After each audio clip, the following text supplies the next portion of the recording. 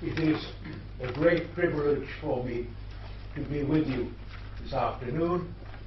It's a return visit for my wife and myself to this complex land, and I'm very grateful for the Attorney General's invitation. Already in archaic Greece, long before Sophocles, the close interaction between law, philosophy, and literature was evident. In an absolutely seminal figure such as Solon, the function of legislator, chief justice, sage, didactic versifier are inseparable. We are confronted with communities, with social processes in which articulate discourse, eloquence, rhetoric are the sinews of culture. Power is with the man who speaks well.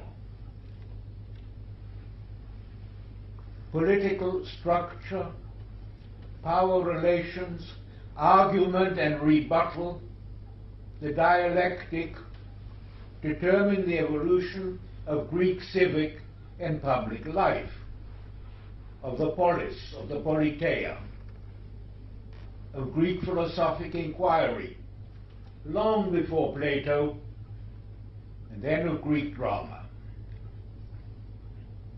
The legislative inquiries, the legislative dramaturgy struck not only the pupils of Hellas themselves, but observers from all other cultures throughout the Mediterranean world. Pauline dualities between the spirit and the letter, between the new and the ancient law, derive directly from the classical precedent, from the narratives of Herodotus, the celebrated Melian dialogue in Thucydides, shall we or shall we not destroy the city, from Plato's laws, and the systematic invention of legal political codes in Aristotle. Remember, he examines almost 100 different legal systems. No other culture of which we know has been as obsessed with the mystery of argument, of legal proposal, questioning, and rebuttal. Greek mythology abounds in fables, allegories, epic representation of the origins of law, origins crucial to the beginnings of man himself. The Greek imagination is quite literally haunted by the theme of primal struggles between chaos, anarchy, ungoverned mutability, and the nascent, only very gradually enforced rule of law. Outlaw darkness is not that far away. It's always terribly close, in fact. And the Greek sensibility has an almost physical terror in front of the nearness of the anarchic. The laws of nature are exactly that: prescriptive, predictable, instrumental forces which solicit and empower human understanding of the cosmos. At all moments in archaic perception, man's understanding of the relations to the gods depends on a juridical negotiation and concord with arbitrary anarchic surges out of the monstrous past. these can keep rising. They can keep taking man by the throat. Gradually the concept of contractual bonds, binding both immortal divinities and mortal women and men, will evolve. In Euripides' Bacchus, we learn that this reciprocal legality can never be taken for granted. The end of that, perhaps greatest of Greek plays, most complex, most mysterious, is alas marred by the fact that the scroll that has come down to us is not entirely complete. But there is a debate, an overwhelmingly moving debate, in which suffering man, faced by an inhuman punishment by the god Dionysus, says, how can you do this to us, to men? How can you compare our error or malfeasance to your omnipotence? And step by step, the god begins to retreat, and finally has no answer except to say, that's how it is. A terrible, terrible kind of proclamation of blind necessity. That's how it is. This complex evolution, extending over millennia, generates two cardinal concepts, two terms which will occupy us this afternoon. Law, nomos, and justice, dike. Nomos and dike. It is the profound tensions between them, metaphysical, theoretical, pragmatic, which will inform some of the summits of Greek thought and literature. Dike, daughter of Zeus, is personified in Hesiod, but she's much older than that. She presides over the harmonic and antagonistic claims of light and dark, of good and evil. Nomos is law, as it is instituted, codified, altered in the everyday life of citizens. Dike is immortal. Justice is immortal. Nomoi, the laws are subject to challenge and revision. They can be written, engraved on bronze, incised in marble. As we shall see, unwritten laws, the famous Araphain, are a problematic anomaly. The outlaw is homeless in a substantive sense. No one can altogether escape the transcendental universality of justice, not even, mysteriously, the gods. Dike is more powerful than the gods. The Eumenides of 458 BC are, as you know, the third play in the Oresteia. The drama pivots on two polemic issues.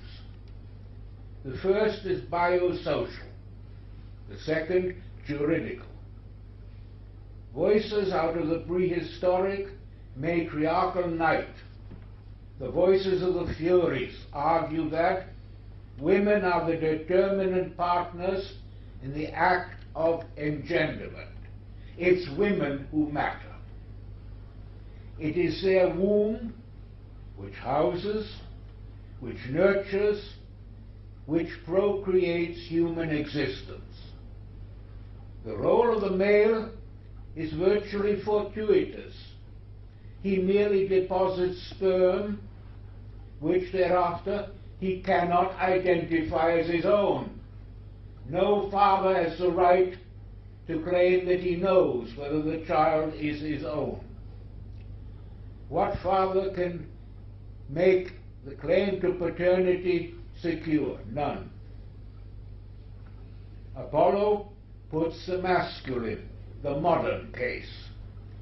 Woman is nothing, he says, but the passive, transient container of man's seed.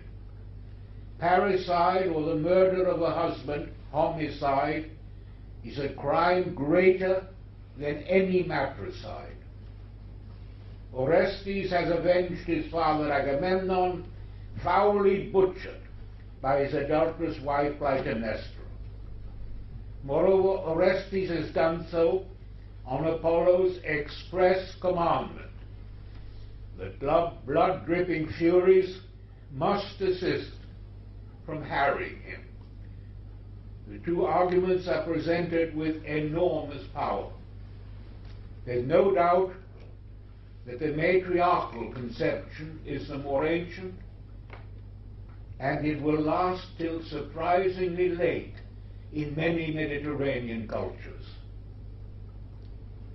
Athene, sprung from Zeus' forehead, is a virgin, excelling in wisdom and the arts of war. The verdict, she tells us, is too big for any mortal man to arrive at and to deliver unaided. What will she do?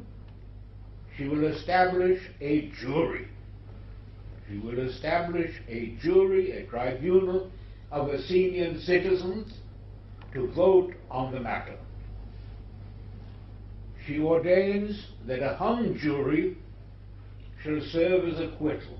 This is a fascinating moment. We would like to know much more about that. Where does that idea come from? It's not, of course, invented by Aeschylus. A hung jury is acquittal. So there is always a prejudice in favor of the accused. Athene's own vote allows and authorizes, it goes 6-6, Orestes' acquittal. 6-4, 6 again. Athene's own vote is one of the 6 for acquittal. But it does much more than that.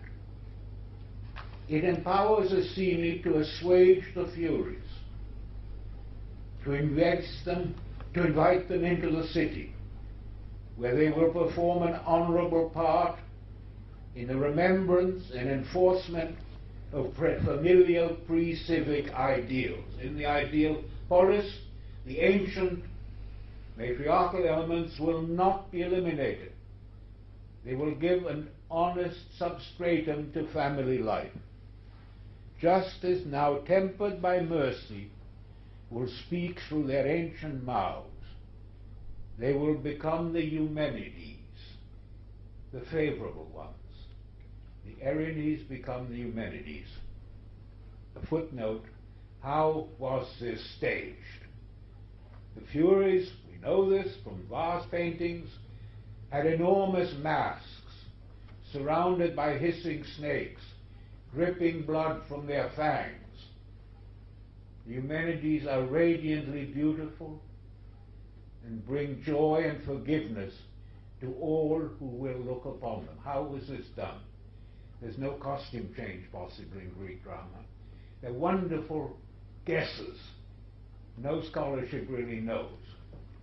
In Japanese no drama, they can change the angle of the mask.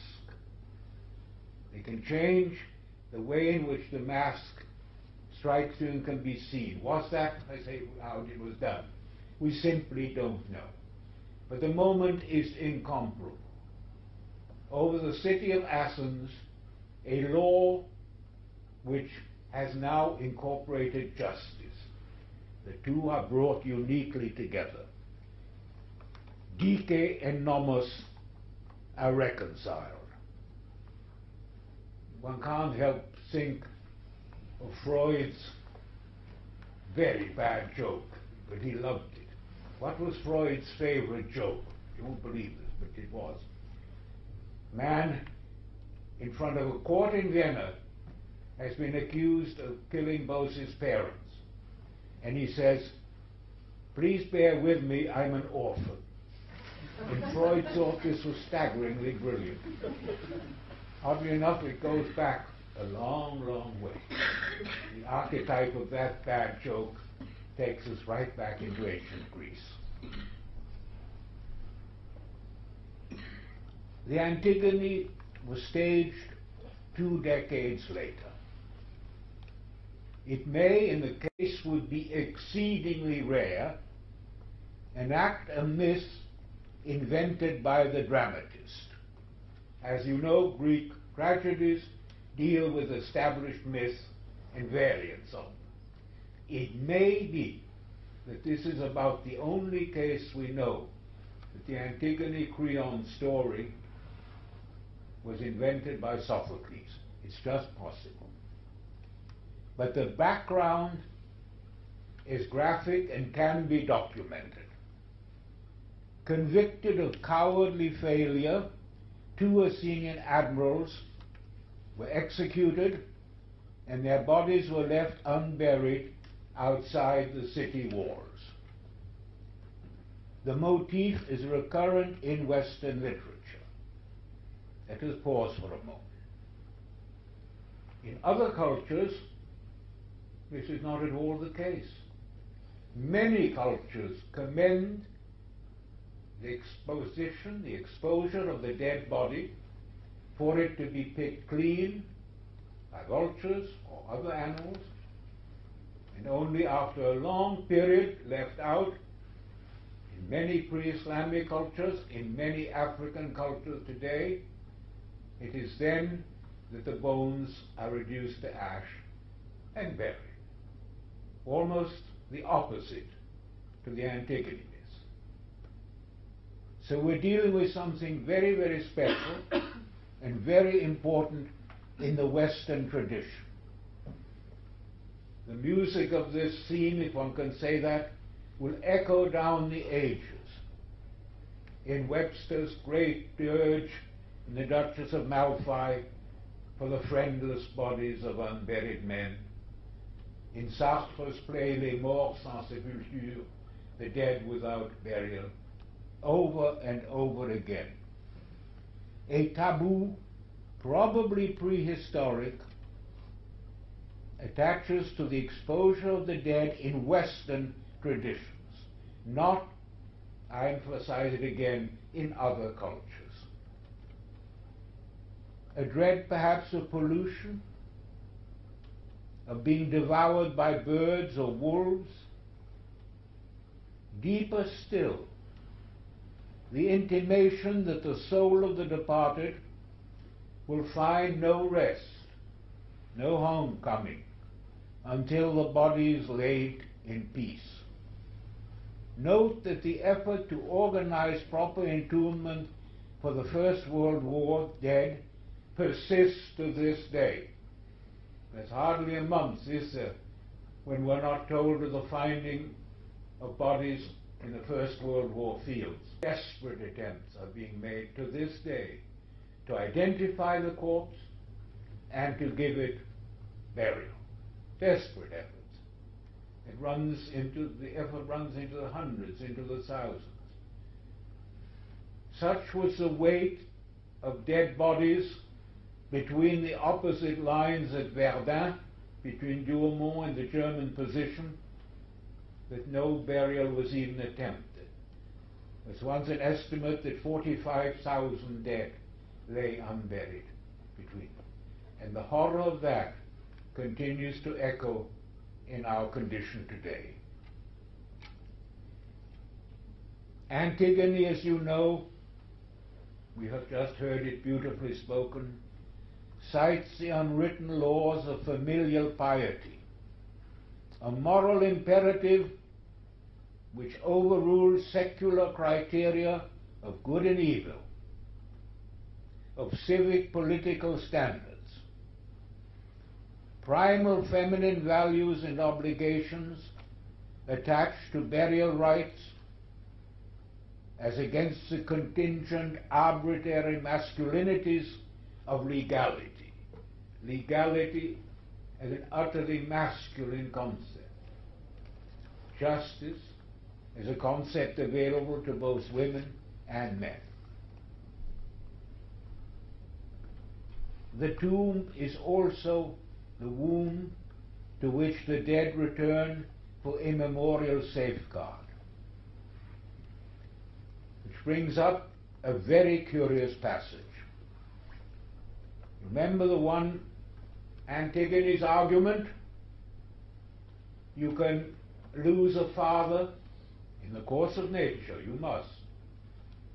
You can marry another husband after losing the first one.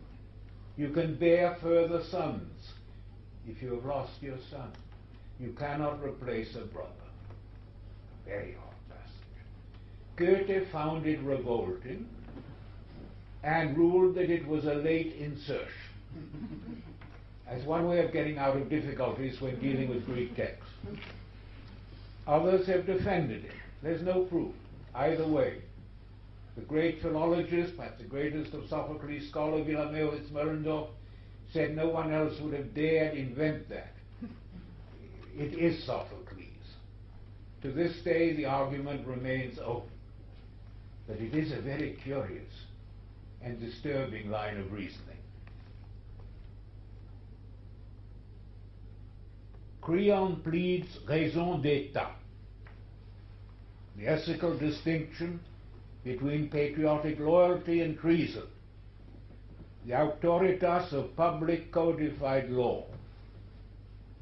On this principle is founded the very coherence, the stability of the polis. No private individual, however inspired, is entitled to defy these fundamentals, to break the social contract. Whatever Creon's despotic myopia, never forget these are profoundly legitimate principles. And at one agonizing moment, we could have heard it this afternoon, Antigone herself wonders whether she's justified in her unyielding negation. It's a fantastic moment. On her way to the tomb, Antigone wonders whether she's right. Only a dramatist of Sophocles' stature would have taken the risk of that moment in the play. The Antigone dialectic has never ceased generating philosophic, political, literary versions from Sophocles to this day. Let me touch on only a very few of these. Hegel judged Antigone to be the most perfect work of art ever conceived. Hegel issues a challenge: try and take out one line. A wonderful way of putting it. Try and take out one line. Moreover, and this was blasphemous audacity of the highest kind, he puts Antigone above Jesus. Why? Jesus knows he's going to be on the right of the Father. Antigone knows nothing of the blackness ahead. She may be wrong. She will die hideously. There may be nothing. That, says Hegel, is much more eminent morally than Golgotha. He puts the death of Antigone above the crucifixion. Hegel sees in this play the perfect example of his famous dialectic. Thesis, antithesis, and then the next step is synthesis. We have Creon and Antigone, both have to perish for Hegel, but the next step is precisely that in which, in the politeia, in the state, new values, more flexibly explored, will allow the challenge of the ancient and the needs of the new to be creatively reconciled. It's for Hegel the one totally perfect expression of the dialectic. A number of you know, or may even have acted in it, Anouilh's Antigone. The story of that is so fascinating. And again, to this day there are important mysteries. The German authorities in Paris, in occupied Paris, were given the script of the play to decide whether or not it could be performed. Now the Germans are very thorough and learned people. So Abitzer's office, the occupying authority, sent it to the world's two top Sophocles scholars. Wonderfully German idea. And asked them, should we have the play performed? Yes or no? We don't have the complete copies, we're still looking for them, of their written replies, their expertise. Reinhardt and Schadewald were the two top Sophocleans in the world. And they recommended that the play be allowed because it was fundamentally pro-Creon. Now, they recommended this on not any trivial or minute pedantry, no, on the basis of the end of the play. Now, let's be very careful here. They're not terribly fascinating. In Sophocles, and we heard it beautifully spoken, movingly, there's a terrible solitude at the end. Creon is totally alone. Children are dead, his wife is dead. The horror is one, there is nothing left. What does Anouilh do? The horror is there, wife and children are dead, but he has, and the stage direction is unequivocal, he has his hand on the shoulder of a little page boy, Montpage. He's not alone. There's a child there. And it is the page boy who says, "Nous avons conseil, Monseigneur." We have a meeting ahead. It's quite tremendous. We've got a job to do. And it may be that you have committed great horror in the vengeance of the gods and of Tiresias, but sorry, at 4 o'clock we have an important committee meeting.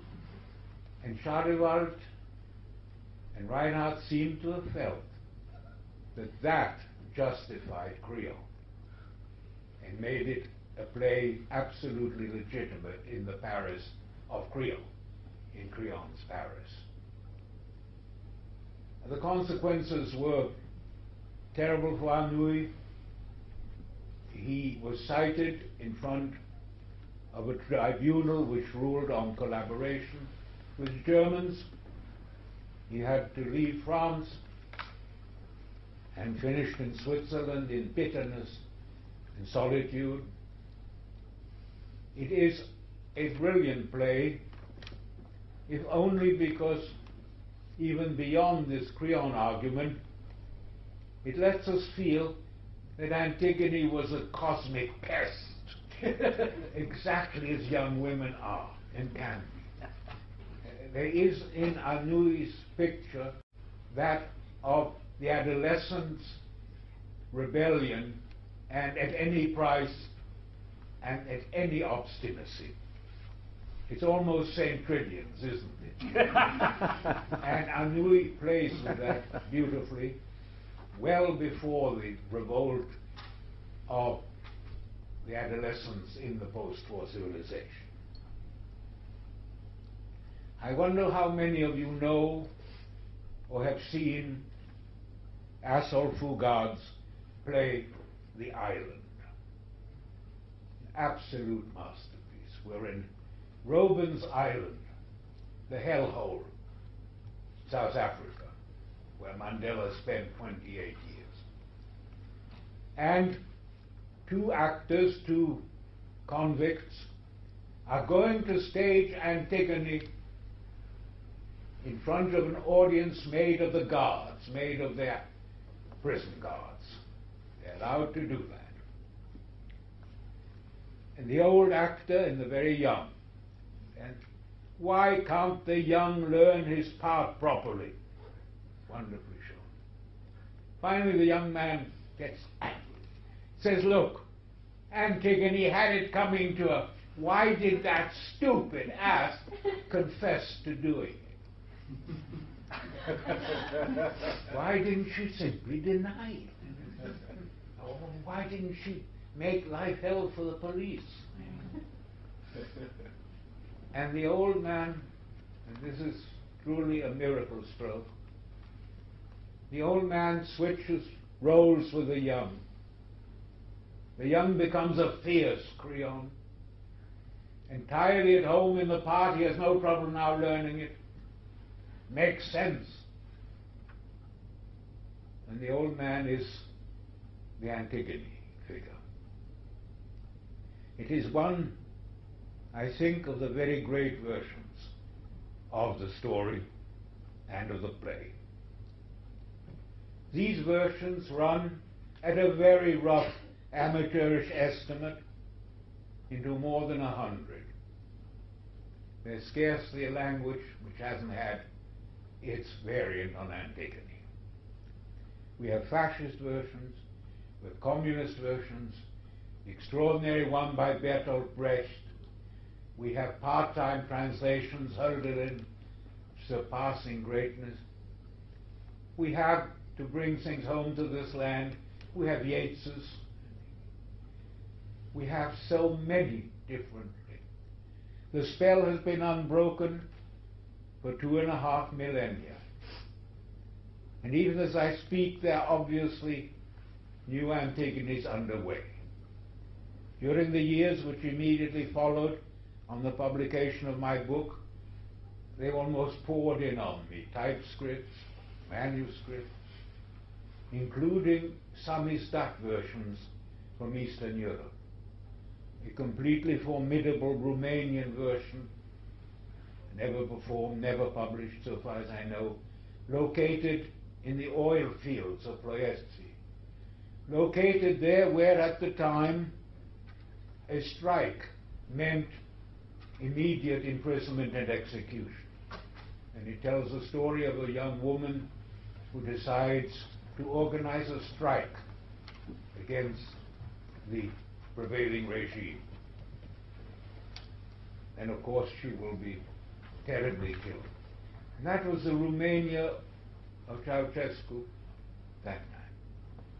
There is not a society which has not found in this story an intimate and compelling echo of its own situation and necessities.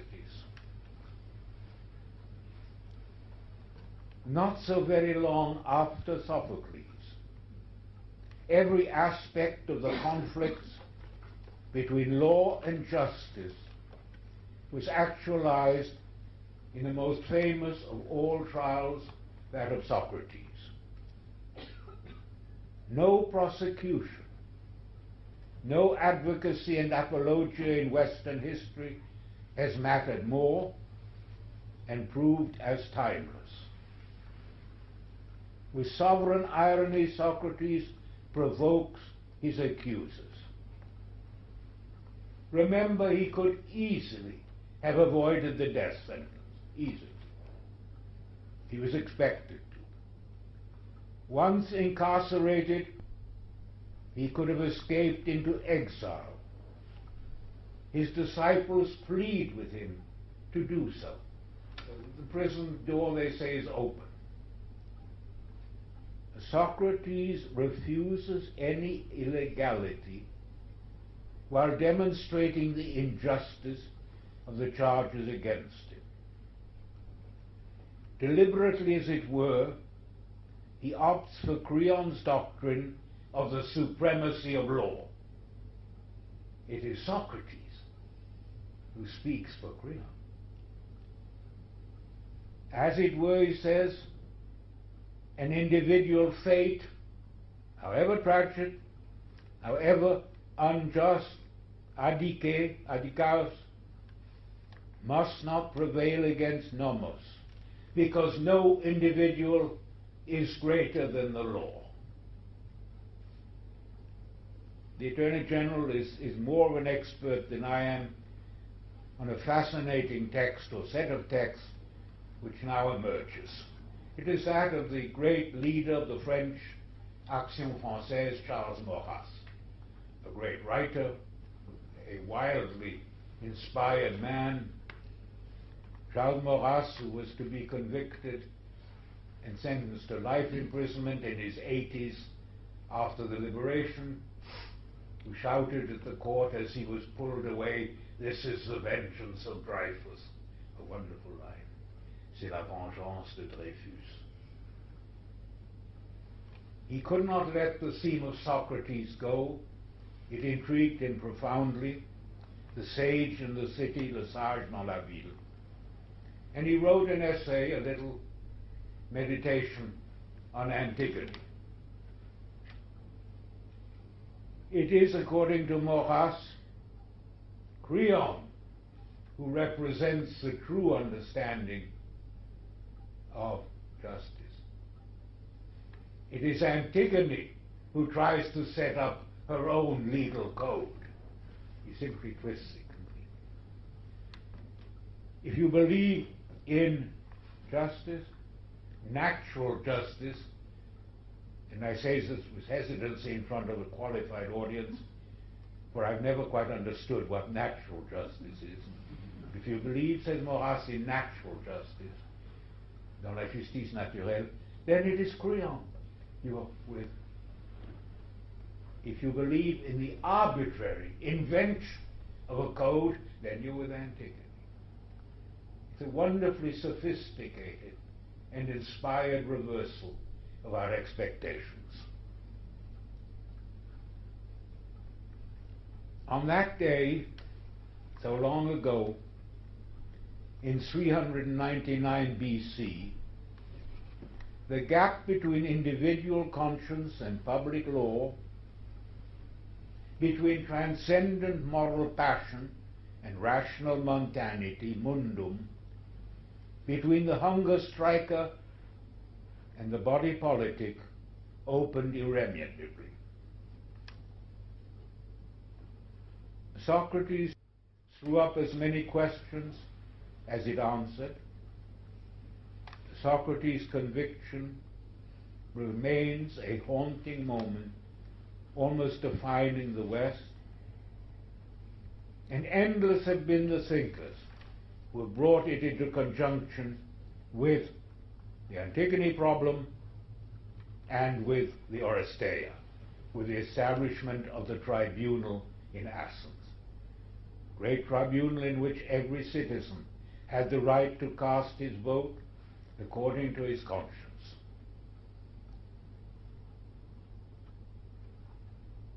One would like to take refuge in that very fascinating Scottish formula.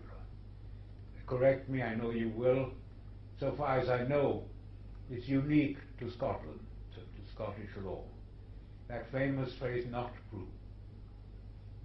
I find it immensely useful as a student of literature and philosophy. It seems to me to cover the most difficult cases in a far better way than our yes-no structure. The issues are as deep today as they ever were. The center cannot hold, taught Yeats. The center has never held, answers Sophocles. And I think the best we can do in the context of the words we've heard is to say either not proven or a hung jury. Thank you.